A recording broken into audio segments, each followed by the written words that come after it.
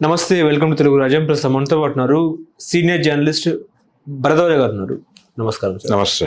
ముఖ్యంగా ఐబొమ్మ రవి ఎపిసోడ్కి వస్తే ఆయనను ఒక నిర్మాత ఎన్కౌంటర్ చేసేయాలన్నట్టు కూడా మాట్లాడారు. ఆ వ్యాఖ్యలు ఇప్పుడు తీవ్ర స్థాయిలో దుమారం రేపుతున్న పరిస్థితి. ఏ హక్కు ఉందని, ఏ రైట్స్ ఉందని ఆయన ఈ రకంగా మాట్లాడతారని చెప్పేసి చర్చ నడుస్తూ ఉంది. మీరు సీనియర్ జర్నలిస్ట్ కాబట్టి ఏం చెప్తారు? ఐబొమ్మ రవి ఎపిసోడ్ గురించి ఏం చెప్తారు? అంటే ఎన్కౌంటర్ అనే పదానికి అర్థం ఏమిటో ముందు ఆయనకు తెలుసా అనేది నా ప్రశ్న. ఎవరా ఎన్కౌంటర్ చేయమని అడిగినటువంటి నిర్మాత కళ్యాణ్, సి కళ్యాణ్, ఆయన జనరల్గా ఒక మాట అనేస్తే బాగుంటుంది, మన ప్రజెన్స్ ఉండాలి ఈ ఏరియాలో అన్నట్టుగా మాట్లాడినట్టుగా కూడా లేదు. అది ఉద్దేశపూర్వకంగానే మాట్లాడాడు ఆయన. ఉద్దేశపూర్వకంగా అంటే ఎన్కౌంటర్ అనే పదం వాడటం అంటే ఈ ఇమంది రవి అనేటువంటి వ్యక్తిని చంపేయండి అని కోరాడు ఆయన ప్రభుత్వాన్ని. ఇమ్మంది రవి అనేటువంటి అతన్ని చట్టపరంగా శిక్షించాలి అని కోరుకోవట్లేదు ఆయన. అంటే కేసు పెట్టి కోర్టుకు సబ్మిట్ చేసిన తర్వాత కోర్టు ఉరిశిక్ష వేస్తే అప్పుడు చనిపోతాడు అతను. అలా కాకుండా చంపేయమని అడిగే హక్కు ఎవరికీ లేదు ఈ దేశంలో. ఆ మాట అనడం కాన్స్టిట్యూషనల్ వైలేషన్ కిందకు వస్తుంది. ఎన్కౌంటర్ అనేది హత్య అనేటువంటి అర్థంలో వాడుతున్నారు. వాస్తవంగా ఎన్కౌంటర్ అంటే అర్థం ఏంటి? ఒకళ్ళు దాడి చేస్తుంటే ఇంకొకళ్ళు దాన్ని కౌంటర్ చేసుకోవటం, ఘర్షణ. ఒక దాడి జరుగుతూ ఉండగా ఆత్మరక్షణ కోసమో మరో దానికోసమో ఇంకొకళ్ళు ప్రతిదాడి చేయటం. అంటే అసలు అతను అరెస్ట్ అయి వాళ్ళ కస్టడీలో ఉన్న వ్యక్తిని ఎన్కౌంటర్ చేయమని ఎలా అడుగుతాడు? అంటే ఈ హత్య చేయమని ఈ అర్థం స్థిరపడి ఉంది ప్రపంచంలో. కాబట్టి హత్య చేయమని అడుగుతున్నాడు ఆయన పోలీసుల్ని. అలా అడగడం తప్పు కదా కాన్స్టిట్యూషనల్గా. ఆయన మీద కేసులు పెట్టచ్చు ఎవరైనా. సి కళ్యాణ్ ఇలా డిమాండ్ చేయటం అనేది కరెక్ట్ కాదు, అది కాన్స్టిట్యూషనల్ వైలేషను అని చెప్పి ఆయన మీద కేసు పెట్టే అవకాశం ఉంది. కానీ ఎవరు స్పందించట్లేదు. మన పౌర సమాజం కూడా అలా అంటే ఒక రకంగా ఏమీ పట్టించుకున్నటువంటి ఒక నిశ్శబ్ద స్థితిలో ఉండిపోవటం వల్ల ఇలాంటి మాటలన్నీ చలామణి అవుతున్నాయి. అందుకని ఈ సి కళ్యాణ్ చాలా ఓవర్ స్టేట్మెంట్ ఇచ్చాడు. దానికి ఆయన సారీ చెప్పాల్సి ఉంటుంది. హత్య చేయమని అడగాలి అనుకుంటే ఏం చేశాడని హత్య చేయాలి అతన్ని? అంటే మీ సినిమాలని దొంగ మార్కెట్లో చూపిస్తున్నాడు అనే కదా మీ గొడవ. మీ సినిమా థియేటర్లో రిలీజ్ అవుతుంది, ప్రేక్షకుడు థియేటర్లో చూడాలి, లేదంటే ఓటీటీలో చూడాలి, లేదంటే శాటిలైట్ టీవీలో చూడాలి. మీరు అధికారికంగా ఏ ప్లాట్ఫామ్స్ మీద అయితే సినిమా వేస్తారో అక్కడికి వచ్చి ప్రేక్షకుడు చూడాలనేది మీ కోరిక. అక్కడ కాకుండా దొంగదారిలో చూసేస్తున్నారు, చూసేయటానికి అవకాశం కల్పిస్తున్నాడు కాబట్టి ఇతన్ని చంపేయాలని అంటున్నారు మీరు. అసలు ఇతని దగ్గరికి ప్రేక్షకులు ఎందుకు వస్తున్నారు అనే ప్రశ్న వేస్తే మీరు థియేటర్లకు జనాల్ని రానివ్వట్లేదు కాబట్టి, మీరు థియేటర్లలో స్నాక్స్ రేట్లు బీభత్సంగా పెట్టి థియేటర్లకు రాలేని పరిస్థితి ప్రేక్షకులకు కలిగించడం వలన వాళ్ళు ఓటీటీలకు కూడా వెళ్ళలేని పరిస్థితుల్లో ఇదేదో మార్గం బాగానే ఉంది కదా అని చూస్తున్నారు. నిజానికి ఇమంది రవి అనేవాడిని సినిమా పరిశ్రమ ఒక రకంగా అభినందించాలి.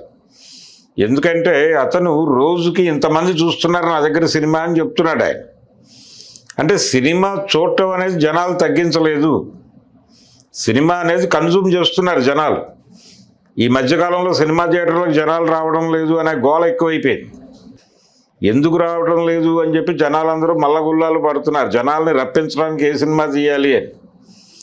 అంటే జనాల్ని రప్పించడానికి విచిత్రమైన సినిమాలు తీయక్కర్లేదు.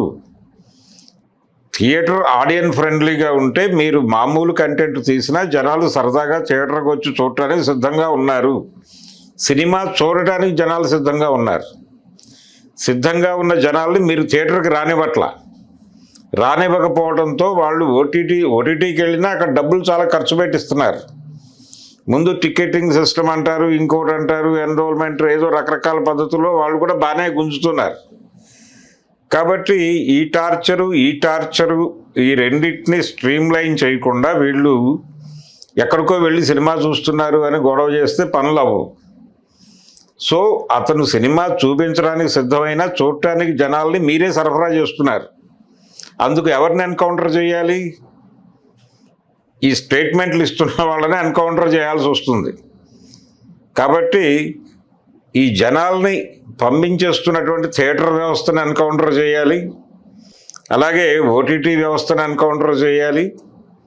ఇది కాదు, ఇలాంటి ఓవర్ స్టేట్మెంట్లు ఇచ్చుకుంటూ వాళ్ళని చంపేయాలి వీళ్ళని చంపేయాలనే గొడవ మానేసి ముందు థియేటర్లకి కానీ, అంటే థియేటర్లకు జనాల్ని రప్పించే పరిస్థితి ఎలాగూ లేదు.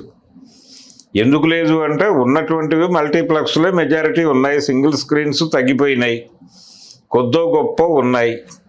ఆ ఉన్నవి కూడా ఏ క్షణమైనా మూతపడే పరిస్థితే.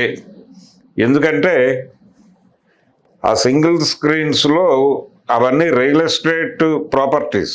రియల్ ఎస్టేట్ అంటే అదేదో ప్రైమ్ లొకాలిటీలో ఉంటుంది, పెద్ద స్థలం ఉంటుంది, దానిలో ఇంకేదైనా వెంచర్ చేయొచ్చేమో ఈ సినిమా వ్యాపారానికంటే కూడా అది బెటర్ బిజినెస్ అని వెళ్ళిపోతున్నారు.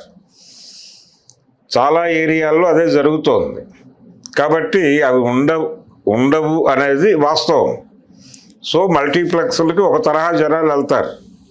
మిగిలిన జనాలకి మీరు ఆల్టర్నేటివ్ ఏదన్నా డబ్బులు వచ్చే మార్గం పెట్టుకోండి. డబ్బులు వచ్చే మార్గం అంటే కమ్యూనిటీ థియేటర్లు నిర్మించి వాళ్ళకి కూడా మీరు యుఎఫ్ఓ ద్వారా పంపుతారా, లేకపోతే క్యూబ్ ద్వారా పంపుతారా, సినిమాని వాళ్ళకు కూడా పంపిస్తే వాళ్ళు అక్కడ కూర్చుని చూస్తారు.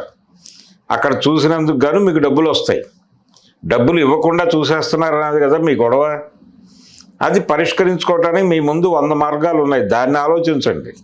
వీడిని చంపేయాలి వాడిని చంపేయాలి అంటే జనాల్ని థియేటర్లలోకి రాకుండా చేసినందుకు ముందు మిమ్మల్ని కదా నిలబెట్టాల్సింది క్యూ లైన్లో, ఎన్కౌంటర్ చేయాల్సిన జాబితాలు.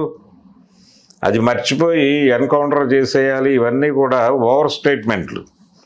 ఆ ఓవర్ స్టేట్మెంట్లు ఇవ్వటం అనేది ముందు తగ్గించుకుంటే సమస్య పరిష్కారానికి ఏమిటి మార్గం అనేది అర్థమవుతుంది, కనిపిస్తుంది. చాలామంది ఈ విషయంలో కొంచెం అంటే రెండు వైపులా ఎక్స్ట్రీమ్గానే ఉంది. ఇమంది రవి అనేవాడిని దేవుడు అంటున్న బ్యాచ్ ఉంది, అయితే రెండో వైపు అతన్ని చంపేయాలి అనేటువంటి బ్యాచ్ ఉంది. ఇది తప్పు. ఇది మిస్ మ్యాచ్ అయి నడుస్తున్నటువంటి గేమ్. ఇప్పుడు ప్రభుత్వం కూడా నిజానికి మౌన పాత్రలో ఉంది. ప్రభుత్వం తరఫున సజ్జనార్ గారు మాట్లాడుతూ ఆయన ఏమంటాడు, ఎవరైనా పైరసీ సినిమాలు చూస్తే వాళ్ళ మీద కూడా కేసులు పెట్టే అవకాశం ఉంది అన్నాడు ఆయన. అని తద్వారా ఏం చెప్పదలుచుకున్నాడు ఆయన? ఆ డైలాగ్ అనటం వెనకాల ఉన్న ఉద్దేశం ఏమిటి? మీరు థియేటర్కి వెళ్ళండి అని. ఫోనుల్లో డౌన్లోడ్ చేసుకోకుండా థియేటర్కి వెళ్ళండి. మరి థియేటర్లోకి వీళ్ళు వెళ్ళే పరిస్థితులు ఉన్నాయో లేదో చెక్ చేసుకోవాల్సిన బాధ్యత కూడా ఉంది ఆయనకి. అక్కడికి వెళ్ళి వీళ్ళు ఎందుకు వెళ్ళలేకపోతున్నారు అంటే, బాబు మా అక్కడ పాప్కార్న్ 600 పెట్టి కొనలేం బాబు, 60 రూపాయలు పెట్టి 1/2 లీటర్ నీళ్లు కొనుక్కొని తాగలేం బాబు అంటే లోపలికి వెళ్ళి వాళ్ళని కొట్టి ఆ రేట్లు ఏమన్నా మార్పించగలడా? అయినా మార్పించగలిగినప్పుడు నువ్వు కేసులు పెట్టు, తప్పులేదు.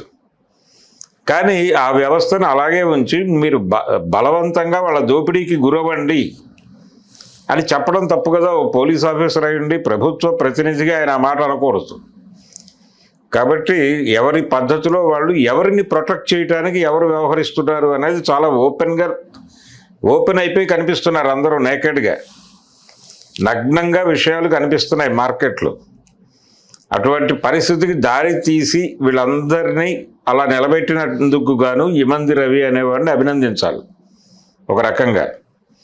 కాబట్టి ఇమంది రవిని ఎన్కౌంటర్ చెయ్యాలి అనేటువంటి ఓవర్ స్టేట్మెంట్లు ఇవి మానేసి జనాల్ని హక్కును చేర్చుకోవడానికి ఏం చేయాలి అనేది ఆలోచిస్తే మంచిది ఇండస్ట్రీ.